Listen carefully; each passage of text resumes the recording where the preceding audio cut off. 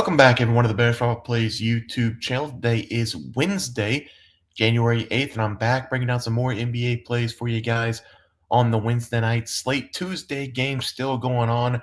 It is 90 to 100 right now in this Lakers game, 6 minutes left, so we are right on the cusp of that under 221.5 that we have. We also have Anthony Davis over 25.5 points. He is sitting on the bench right now with 20, down by 10, 6-minute mark just hit, so I'm assuming he's going to get right back in the game and hopefully he can close it out with 6+ points in the last 6 minutes. He's been pretty effective in this game. Started the game off pretty poorly, had 0 points in the first 5 or 6 minutes, but in the first quarter he did finish with 10 points. So he is, he's picking his times to put up a lot of points. LeBron James had an incredible dunk in the first quarter, and everybody's like, "Oh, he's 40." He's like, "Yeah, he's 40." It was a nice dunk. Don't get me wrong, but I think I glazed LeBron James a little bit too much anyway, so I'm not going to say it was something spectacular. It was a left-handed dunk. But yeah, that game's still going on right now.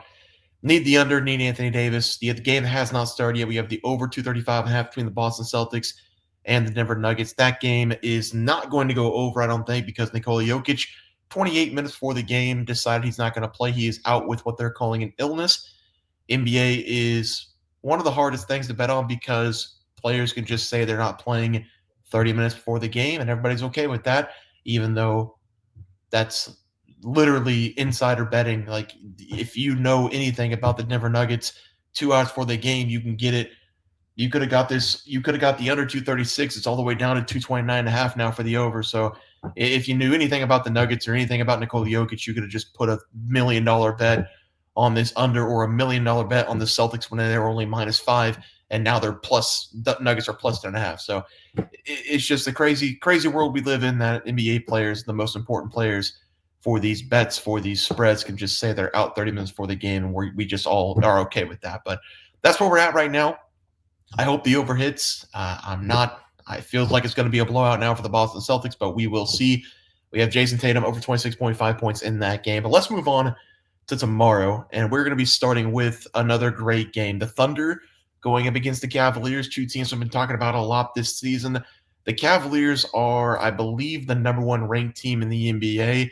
If they're going off a record, that would be correct. They only have 4 losses on the season, but the Thunder are right behind them with 5 losses. I do think the Thunder find a way to win this game, but I'm going to go with the under 225.5. I think it's going to be close. But these teams, whenever they meet, typically they hit the under. They hit the under in 3 of the last 4 games that they've played. Cavaliers being losers of 3 or 4 as well. So I think the Thunder will probably win this game. They've won 3 straight going up against the Cavaliers. It's just so hard to beat either one of these teams. They both play incredibly well in the second half. Both these teams will most likely make deep runs into the playoffs.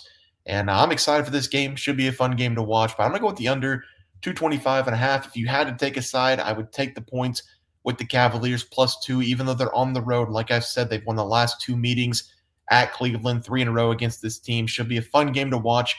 Cleveland, so hard to beat. Thunder, so hard to beat. But I think the Thunder defense in the fourth quarter, like they've done the entire season, will show up in those most important moments, and they will win the fourth quarter, which will eventually make them win the game. So give me the under 225.5 as the play. Next play, I am banking on, with the news of Nikola Jokic not playing in this game, I am banking on the Denver Nuggets getting blown out against the Celtics. It's an illness for Nikola, which means he's playing tomorrow. Probably isn't even that serious of an illness. He might just say he didn't want to play, and they're saying it's an illness, but I'm banking on them getting blown out in this game against the Boston Celtics tonight. They're going to be at home tomorrow night going up against the Clippers, who have to travel. The Clippers this season, they've been decent. They've been treading water trying to get Kawhi Leonard back. He has been back since returning. They have lost 3 or 4 games. James Harden's been really good for them over the last 4 games. His assist numbers have been way up. His production's been way up. Norman Powell's been good this season. But the Clippers, they don't have a ton of talent besides Harden and Kawhi Leonard. So they're going to be lacking a little bit of scoring in this game. The Denver Nuggets have not been great defensively this season, but I do think if they get blown out on their home floor, they're going to try to, make up for it in this game against the Clippers. So I'm banking on that blowout for the Boston Celtics. I will take the Denver Nuggets against the spread as the play. Typically don't like to take teams on back-to-back nights, but Denver Nuggets against the spread. Nikola Jokic will be back. They're going to have all their starters besides Aaron Gordon most likely in this game. I will take them against the spread as the second play of the day. Let's go over to the player props. We're going to start with the Raptors going up against the New York Knicks. It's going to be another return for RJ Barrett going back to play against the New York Knicks. This guy, whenever he played against the Knicks, has been 3 times now ever since he got traded to the Raptors. He has been able to score a lot of points in each game, 20 points, 30 points, and 23 points. He is very efficient from the field, and he is a do-it-all kind of guy going up against the Knicks. In the last 3 games against his former team, 8 rebounds, 8 rebounds, 6 rebounds, 4 assists, 4 assists, 4 assists, 6 assists. So if you're looking for like other player props, rebounds, assists, I would start with the rebounds. He seems like he's very aggressive, crashing the glass against his former team, but he has been shooting a lot going up against the Knicks in the 3 times that he's played him since the trade. And I do think he's going to have another good scoring game in this one. The last time he only scored 20 points, only shot 13 times, but they had everybody on the floor for the Raptors returning in that one. Grady Dick and Scotty Barnes in that game. The Raptors are once again banged up. I think RJ Barrett is going to be the leading scorer once again for the Raptors. I'm going to take his over 22.5 points going up against his former team. Also, RJ Barrett coming off a 25-plus point game going up against the Bucks, having 18 shots in that game. So if he sees another 18 shots in this game, should be easily over the total points in this one. For the second play of the night, we will be going over to Donovan Mitchell of the Cleveland Cavaliers. Now, I'm not going to take his total points. I'm going to take his over total threes. The thing about the Cavaliers is that there's so many players that they can beat you in the scoring department that it's almost impossible to take anybody over their total points.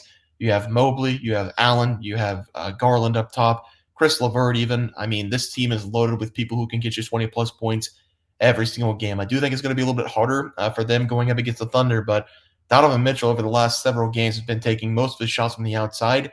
He's only scored over 26-plus points in 3 of the last 10 games that he's been in, so he hasn't been scoring a ton of points. What he has been doing is taking a ton of threes, 7-plus three-point attempts in 10 consecutive games. He's been able to make 3-plus of those in 9 of the last 10. So I love this number, over 3.5. I do think the Thunder, yeah, obviously a great defensive team, the best NBA or best team in the NBA on the defensive side. But Donovan Mitchell, shot volume, shot selection, it's all outside, and he's been pretty good from deep this season, 41.3% on the year. So I'll take the shot on the over 3.5 made threes for Donovan Mitchell as the final play of the night. Let's go take a look at the recap graphic. We will be taking the under 223.5 between the Thunder and the Cavs. Again, it's hit 4 of the last 5 games.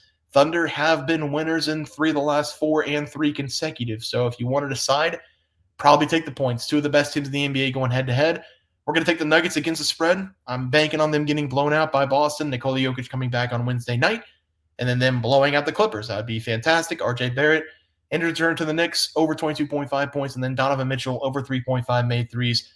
Tough matchup, but he has been shooting a ton of threes. Like I said, 7-plus in 10 consecutive games, like his over total threes in that game. Guys, this is going to do it from the NBA picks and props for Wednesday, January 8th slated games. If you guys enjoyed the content, please share, drop a like on this video, and subscribe channel below. See you guys next video, and thanks for watching.